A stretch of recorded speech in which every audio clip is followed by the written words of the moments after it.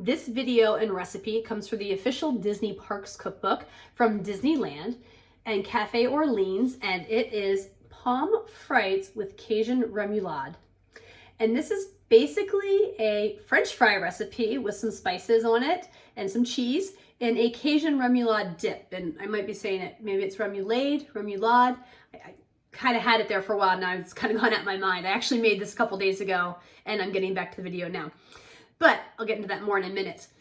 This is two parts to the recipe. It's basically you have French fries and you deep fry them, and then when they're done, you put them in this seasoning spice that you make, which is basically Cajun seasoning, Parmesan, and a few other ingredients. You toss the French fries in it, and then you dip them in this remoulade dip, which is Thousand Island mayonnaise, Cajun seasoning, and again, there's some other spices in there as well. Some that are a little bit interesting to me, but they were really cool. So, you know, with the whole recipe, you gotta buy the cookbook, but that's basically what it was.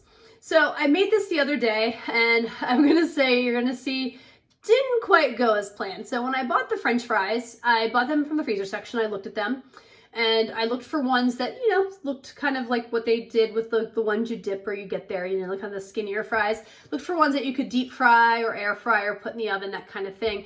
And this recipe said to deep fry them. Basically, you know, take vegetable oil, put them in a pot, deep fry them. I thought, okay, I'll try that. You know, I don't have an air fryer or anything like that. And I don't make French fries a lot. You know, French fries are one of those things that I just eat when I go out. You know, it's not saying that I've never made French fries in my house, but let's just say it's been a long time. Anytime I've done French fries in my house, I just bake them in the oven. You know, I don't want the extra grease and fat. But I understand the point of frying these because you want the grease from the French fries, because then that helps the seasoning and stuff kind of stick to the French fry when you're done cooking it. So that's what I did. I first started by making the sauce, and then I put it in the fridge. And then I got my oil heated up, and it said to make it 375 for the temperature of the oil. And that's even what the French fry bag said, if you wanted to fry them to make them in there. Well, it said you could test it by just dipping a fry and making short crackles. So I just dipped a fry, and I got that. But I looked at it, I'm like, I don't know, that might be a little warm, but I didn't check the temperature. And that was a big mistake by my part. I just then took like a handful of fries with a long set of tongs and dropped them in, and right away, smoke everywhere. That oil had to be so hot. Those fries were pretty black. So yeah, after that, I basically decided that I'm not going to deep fry these, because when it comes to cooking in the kitchen, you need to know when to step away, because you don't want to risk injury or burning your house down like I felt like I was at threat to do in my case. I mean, I had smoke detectors going off and things like that.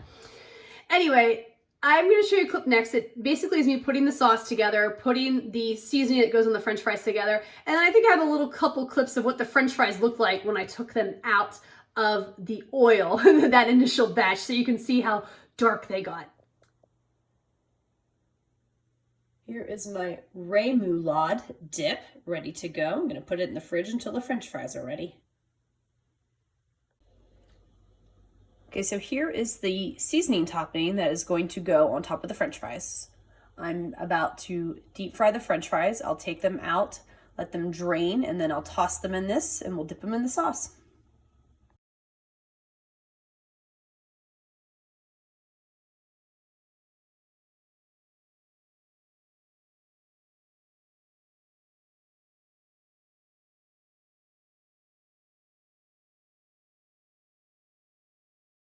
So that was basically an example of what not to do when it comes to deep frying your French fries.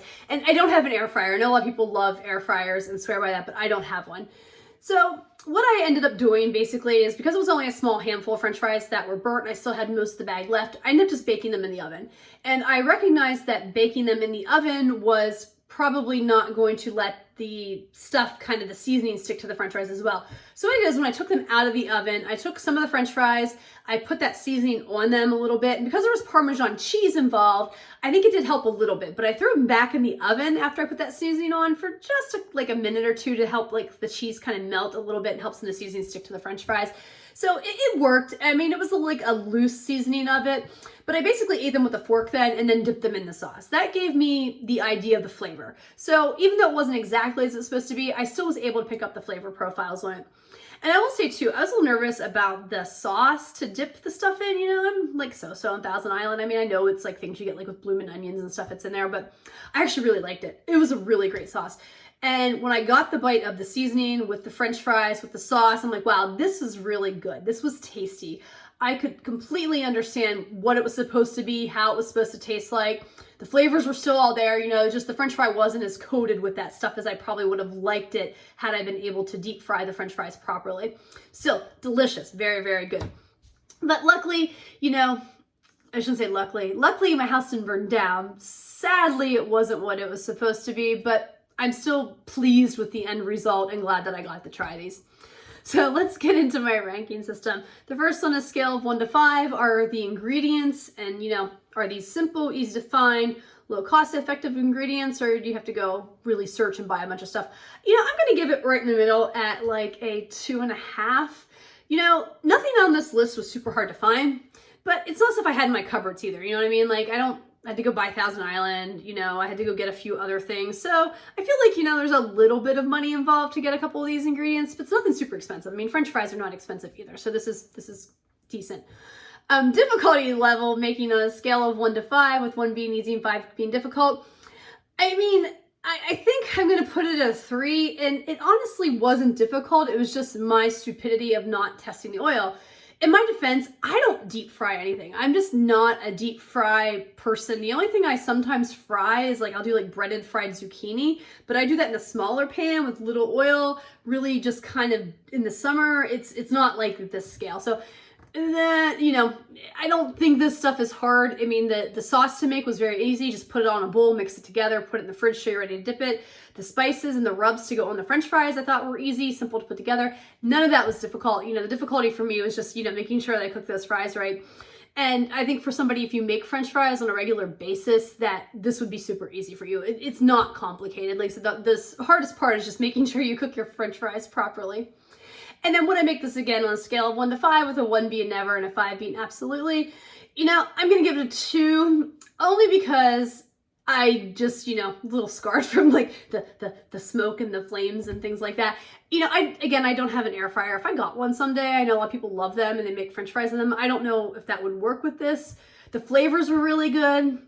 But again, I'm going back to I don't really make French fries at my house. You know, I'm just one of those people, like, if I want French fries, I'm going to order them when I go out to eat. You know, I'm going to go to a place that does fresh cut ones, it's really good, or just comes with my burger or my sandwich. I don't make them at home as a side dish for me and my husband. It's very rare. So that's why I'm giving it a 2. Like, so this was really good. I like the seasoning, really like that dip. But I don't know if I'm going to go out of my way to make this. I'm not saying never, that's why I'm giving it a 2. And maybe I could even just give it like 2.5, you know, like a 50% chance someday. I might make it again, but it's highly unlikely because of the nature of this. But that was my experiment with the Pommes Frites. And, you know, if they still have these in Disneyland, I definitely will be looking them up because, again, they were really tasty. But they're just probably something I'm not going to go out of my way to make anytime in the near future again and risk burning down my house.